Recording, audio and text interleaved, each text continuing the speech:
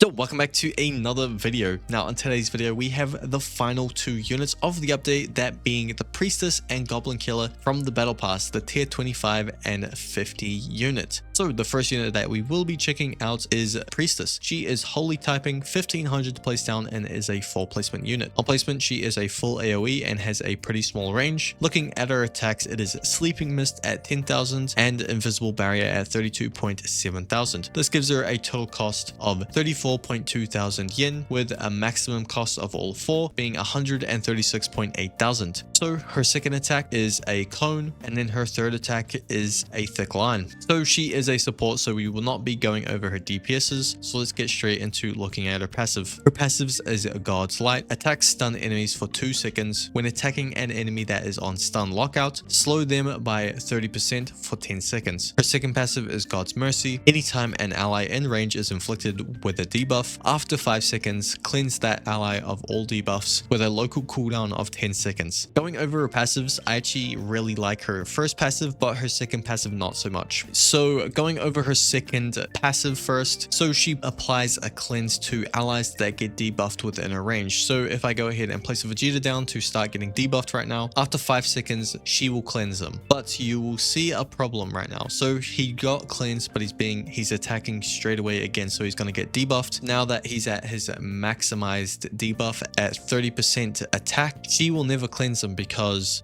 he got max debuffed during this 10-second cooldown. Since he's never getting another debuff applied to him while now this is off of cooldown, she'll never debuff him. If I place down another one, she should cleanse him after 5 seconds. There you go. And then he goes ahead and does that again, and she'll never cleanse him. This is the only one problem that I have with this passive. I don't think it's that good. The way to kind of counter it is you have him, he's getting debuffed, you'd place down a Priestess, so she will cleanse him because he is getting a debuff applied to him, which there you go, cleanse, you sell and replace her while he is not maximized on his debuff yet, and she should cleanse him once again. There you go. That is how you would solve it, but it's really not the greatest. Her first passive though is really nice. I actually really like. So with my Z plus stats, I have a 4.5 SPA, but this is not what you want. I'll go over why first. So she does a stun on the first attack. On the second attack, because of the lockout, she'll do a slow, and then she'll go into another stun. But on her fourth attack, she'll end up not slowing because the slow was still active. And then, yeah, that fourth attack does nothing. The fifth attack will go back to being stunned. But if you have an SPA of 5 seconds, which is the perfect SPA, which if you want to get 5-second SPA on her, all you need to do is have a D stat in her SPA. Just as a showcase, I found out that if I have 3 drowsy stacks, this is exactly 5 SPA as well at Z+. So the first attack will stun, the second attack you'll see will slow, the third attack will stun again. This is like before, but now with the fourth attack, it is the perfect time to where the slow will just go away and she'll reapply the slow. So this means that she'll alternate always between stunning, slowing, stunning, slowing. If you have anything quicker than that, then she'll stun, slow, stun, do nothing, stun, slow, stun, do nothing, in that order. But if you have an SPA of 5 seconds, she'll perfectly be able to stun and slow enemies every other attack, which is very nice. I think this unit is pretty good, especially for her CC, but outside of that, her second passive of cleansing I don't think is too good. Plus it's only against debuffs, and it only applies if a debuff gets applied to an enemy. So yeah, that is pretty much her. Alright, moving on to Goblin Slayer himself. He is a pretty unique unit, and man, have I recorded this many times and have failed. Let's see if I get it right this time around. So he is 1400 to place down, a full placement, and is unbound typing. Now before we go into his costs, what we're going to be doing is looking at his passive first, because he is a very unique unit. Looking at his first passive, it is thorough planning. This unit does not attack. Instead, they lay up to 5 traps on the track. Trap placement speed depends on SPA. These traps begin at 20% of this unit's damage and grow at 5% per second up to 400% of this unit's damage. When an enemy steps on a trap, it explodes, dealing stored damage, bypassing damage reduction. Very nice, he ignores 100% damage reduction only on the trap. Ambush. If an enemy is hit by this unit's traps, this unit will attack them and apply rupture. Very good. Anytime this unit is placed, decrease upgrade costs of the next placement of this unit by 20%. That's the reason why I did not want to get into his costs, because of the second passive. So this means that on maximum upgrade for a single unit right now, it is at 60,000. Very cheap, honestly, I would say. And if we look at his damage, it is 143.8 thousand damage. Very good. His next placement is 48,000 yen to max out.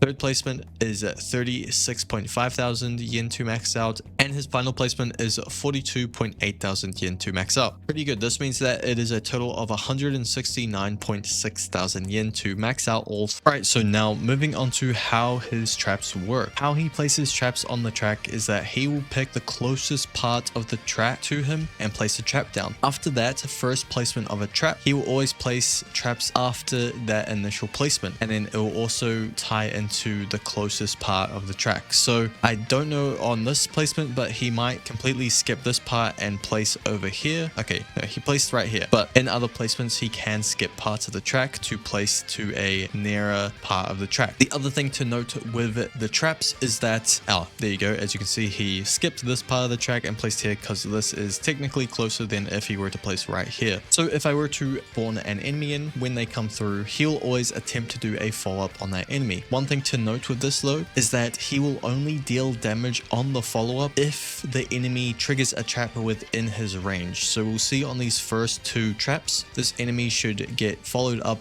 attacked on, and he will deal that follow-up damage, as you can see right there, and he'll do it again. But this next one, he does not deal damage on the follow-up because the enemy is not in his range anymore. So yeah, that is one thing to note. But what we are going to do when it comes to doing his damage is what we are going to do is see his minimum and maximum damage if we add alongside his follow-up damage, which you should just be able to figure out ways to place him down in areas where he should have all 5 of his traps placed down. Now I kind of wish that he would place it all within his range, but he first picks the closest part to the track and then places after that. So sometimes he'll place out of his range, which kind of sucks. The same thing goes with him not even having a track within his range. He'll still place a trap down at his closest part. But what we're going to do is go over his damage. So his damage is 143.8 thousand damage. On Traitless, the trap starts at 20% damage and goes all the way up to 400% damage. When a trap gets triggered, he does a follow-up attack. We are just going to assume all 5 traps that he places down are all within his range, so every single follow-up attack will deal damage. This is for the damage range that we're going to be dealing with. So for one singular trap, the damage range goes from 172.6 thousand damage all the way up to 719,000 damage Traitless. If we have 5 traps all placed down on a single unit, this is 863.3 thousand damage all the way up to 3.59 million damage, which is insane. Now if we have all units placed down with all of their traps placed down, the minimum range is 3.45 million damage all the way up to 14.38 million damage. Now this is assuming that all 5 traps are placed down, all of them are maxed out, and all are within range of their range so they can deal damage with follow-up. 14.38 million damage is absolutely insane. Now for the minimum damage, the follow-up damage is a majority of the damage, but for the maximum damage, the actual trap damage itself is the majority, and the follow-up is just like a little bit of an added thing. So it would be slightly lower, but it is still pretty significant. Moving on to his Monarch damage. His Monarch damage is 575.4 thousand damage on max upgrade, which is really good. So going over the same thing, a single placement trap, the damage range for this is 690,000 damage all the way up to 2.87 million damage. This is assuming that damage from the trap goes through and the damage from his attack goes through. Now with all 5 traps placed down, the minimum damage is 3.45 million all the way up to 14.38 million. So very similar to the Traitless for units placed down, except it costs 60,000 instead of 170,000. Plus it's Traitless. So with the Traitless version, you can get a higher damage number if you use like Ethereal, let's say. So overall, this